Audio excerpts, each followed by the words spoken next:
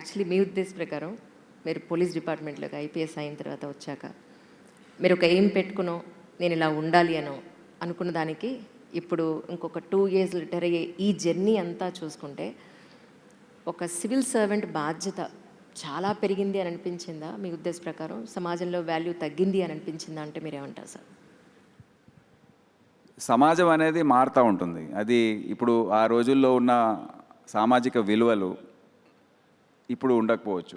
అంటే ఏదో చెడ్డగా అయిపోయాయని నేను చెప్పట్లేదు. అది జనరేషనల్ చేంజ్. ఇప్పుడు జెన్ జీ, ఆల్ఫా అంటున్నారు.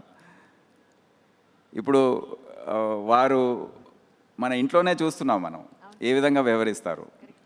అదే సేమ్ రిఫ్లెక్షన్ మేము సర్వీస్లో మా కానిస్టేబుల్స్లో, ఆఫీసర్స్లో, ఎస్ఐల్లో, ఐపీఎస్ ఆఫీసర్స్లో కూడా చూస్తున్నాం.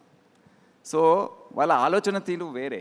వాళ్ళకు ఉన్న ఇన్ఫర్మేషన్ మాకు ఆ రోజుల్లో దాంట్లో 5-10% కూడా ఉండకపోవచ్చు. వాళ్ళకి ఇప్పుడు ఏదైతే వాళ్ళు సోషల్ మీడియాలో ఇదంతా చూస్తుంటారో వాళ్ళకు చాలా ఎక్కువ ఇన్ఫర్మేషన్ వాళ్ళ దగ్గర ఉంది. వారు ఏ విధంగా అయితే ఇష్యూస్ని చూస్తారో, అర్థం చేసుకుంటారో, totally it's different from what we use to perhaps. So ఇది అర్థం చేసుకోవాలి. ఓవర్ 35 years, నేను నా 35th year సర్వీస్, 3.5 decadesలో అప్పుడు ఈ విధంగా ఉండేది.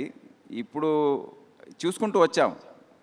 So we should have the empathy and the large heartedness to understand ఈ మార్పు ఏదైతే ఉందో. ఓకే, ఇప్పుడు ఈ ఎస్పీ ఈ విధంగా వ్యవహరిస్తున్నాడు, ఎందుకు ఊరికే ఆయన వెంటబడద్దు.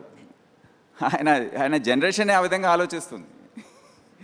సో కొద్దిగా ఎంపతితో కొద్దిగా అకామిడేషన్ చేస్తూ వారిని గైడ్ చేసి సరైన దారిలో పెట్టడం అనేది ఉద్దేశంగా ఉంటుంది. అండ్ కొద్దిగా నేను ఏసీబీలో కూడా పనిచేశాను.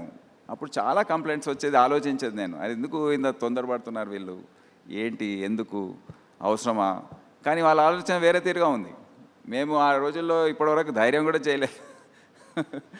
ఓకే, సో ఈ విధంగా we have to understand, put them on the right path. And definitely ఈ జనరేషనల్ చేంజ్ ఏదైతే ఉందో, ఆలోచన తీరు ఏదైతే ఉందో, అది అర్థం చేసుకునే అవసరం ఎంతైనా ఉంది.